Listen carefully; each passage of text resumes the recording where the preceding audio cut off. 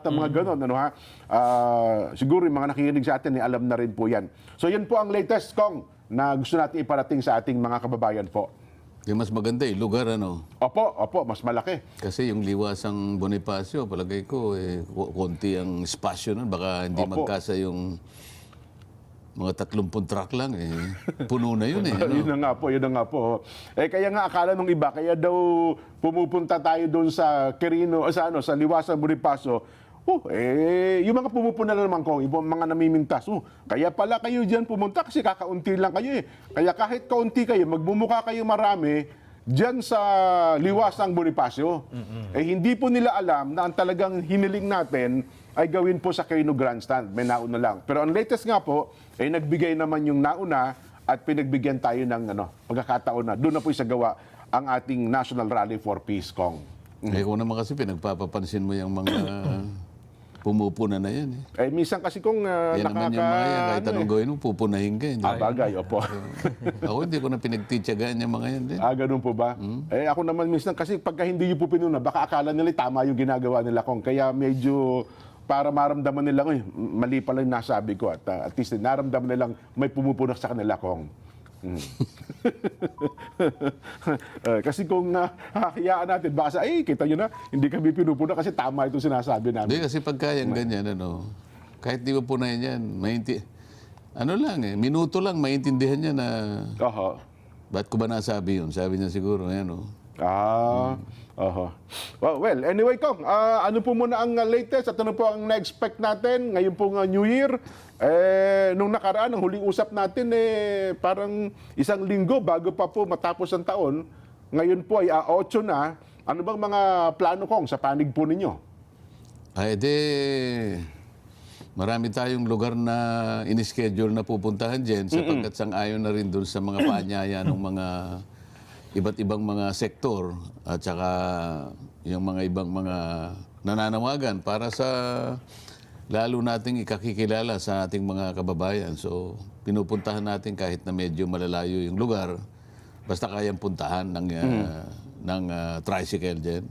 Tricycle ho ba ang ginagamit nyo? Tricycle lang. Ay, problema yung tricycle, ata sumasalipaw pa ho. Ganun ba? Minsan naman yung tricycle may LEC . Ayun. Umaangat sa lupa ko. Pangkaraniwan, yun namang ibang nagagamit, may fixed wing, sabi nga nila. Ayun, pagka maluwag-luwag po ang schedule namin ni Nelson, maisakay nyo naman kami at ma-experience namin yung tricycle na may LEC, Kong.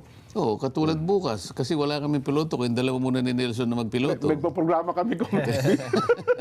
Baka kung saan tayo mapunta. Baka sa kangkungan tayo mapunta, Kong. Well, yun po, Kong. At saka ang balita ko, napakarami na po ng mga nagdanais na kayo ay maimbitahan. At marami na rin po pala nagpapagawa ng mga poster ngayon, Kong, na isinasama po kayo. Kagaya ng pinag-usapan natin, siguro ngayon mapapansin nila na tayo naman wala naman tayong sinasabing kabulaanan. Ito tuloy-tuloy yung pagmamagandang loob ng ating mga kaibigan na napakarami na. Kanina lang may mga kausap ako. 2 na naman ang nagsabi na ito yung maganda, 3 pala yung kausap ko. Yung una kong kausap, nag-uusap pa lang kami ngayon. Ito, halimbawa. After 10 minutes ng pag-uusap, pinakita na nila yung kanilang gustong design gawin. po na Yung design, ba't napakabilis naman ninyo? Ganun po kaming makipag-usap . Kahit hindi pa kami nakaka-uwi, bago lang kami umuwi para makita nyo na tutupad po kami sa aming pinangako. Ito po talaga yung aming ilalatag. Tapos sumunod na pangyayari, 2 nakausap, ganun din ang kanilang ipinasya. Kaya sabi ko, pagka ganito karami ang talagang makikipagtulungan sa atin, baka maganda talaga yung taong ito, Jen. Totoo po. At sana ang balita pa natin ko, marami pa po yung mga nasa malalayong lugar ang gusto rin magpaabot ng, ang hinihintay lang nila Kong ay yung go signal po ninyo . Baka daw kasi mamaya nagpagawa sila tapos hindi pala okay sa inyo, Kong. Hindi, bago naman nila gawin kasi binabayber. Ang dali ngayon Ayun kasi na nga dyan po, may design ka agad. Unang-una, sila ay hihingi ng design. Ano? Meron Opo.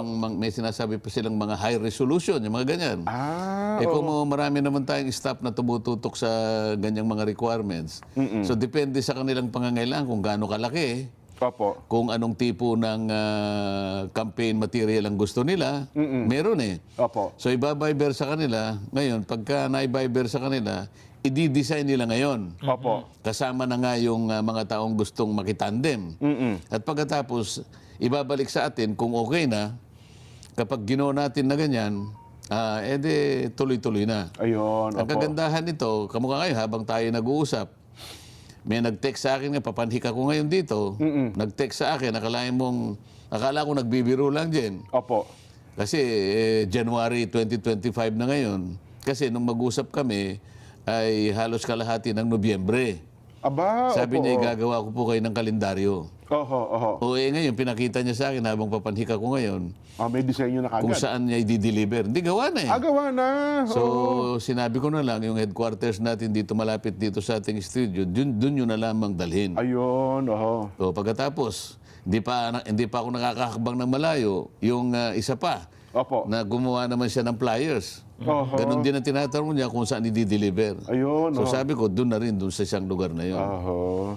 Sa mga katwid dyan, talagang maraming gustong tumulong sa atin. Opo. Ang iba nga ho dyan, Kong, sabi, willing kami na mismo ang gagastos, Kong. Huwag nyo nang isipin yung gagastosin niyo pa, no ha? Kayong dalawa na lang ni Nelson ang hinihintay kong gumastos eh. Medyo yung paggastos po problema namin. At teka lang, Kong, ito nga po yan, no? Kasi ang dami nagme-message sa akin. Ito bagamat ito nung nakaraan, napahapiyawan nyo, nasagot nyo na po ito. In general na lang, Kong, wala pong specific. Paano daw po ba natin sasabihin sa kanila? May nagpagawa po ng poster, billboard, pero yung taong nagpagawa nun, nakasama po kayo, mga taong ano ba tawag yun? Paano natin sasabihin na may mga record, may mga kontrobersya, may mga iskandalo na harap sa kung ano-ano mang mga usapin, hindi daw po ba yun ay nagiging negatibo sa inyo sapagkat isinasama po nila kayo sa mga ganong poster po nila, Kong? Hindi nga ba, ang ating sinasabi riyan, kung hindi naman natin kakilala kung sino yun, Opo. ay mabuting kilalanin muna kung kapag nag-offer siya. Kasi karaniwan naman makikipagtagpo sa iyo pakikilala nila. Meron naman due diligence, ipagtatanong mo kung ano. Kung legitimate naman na kandidato siya at gusto kanya talagang tulungan, nagmamagandang loob naman siya. Opo. Wala naman akong makitang maliban na lang kung talagang questionable, kinakailangan lang malaman natin kagad para sa ganun kung sakaling may makakalabag sa tuntunin na aking talagang pinagsisikapang dalhin. Ayun, opo.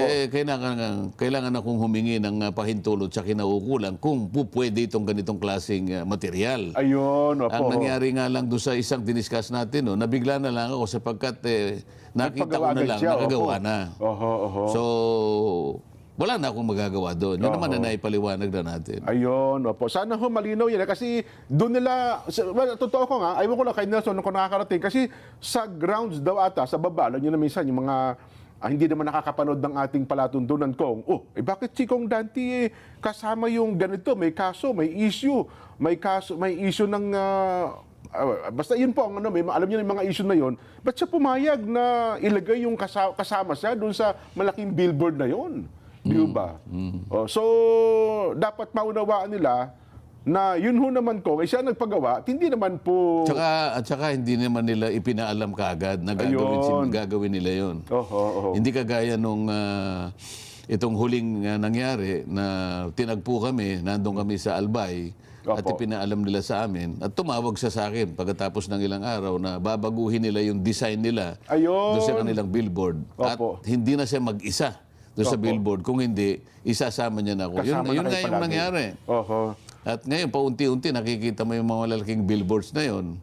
Isinama niya ako. Yun naman, kumakandidato ng mga senador at kaibigan ko naman talaga yun. Ayun, opo. So, nagmagandang loob siya. So, nasabi ko na lang, maraming salamat sa iyo, kaibigan. Di ba? Ayun.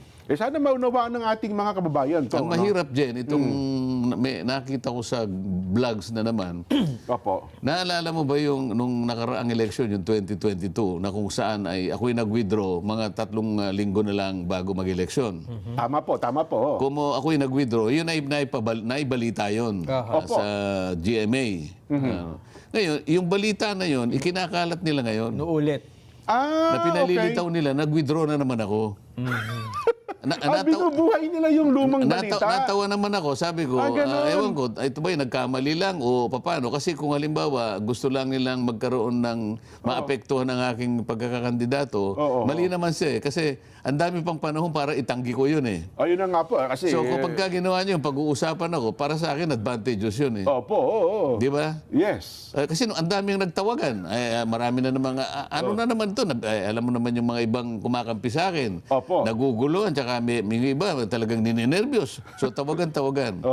O diyan ka ako, pinakikita ko lang sa inyo kung nervyoso kayo o hindi. Sabi ko. Mabuti naman ka ako nagkakausap-usap tayo para sa gano'n na hindi kayo nawawala sa ere. Opo, opo.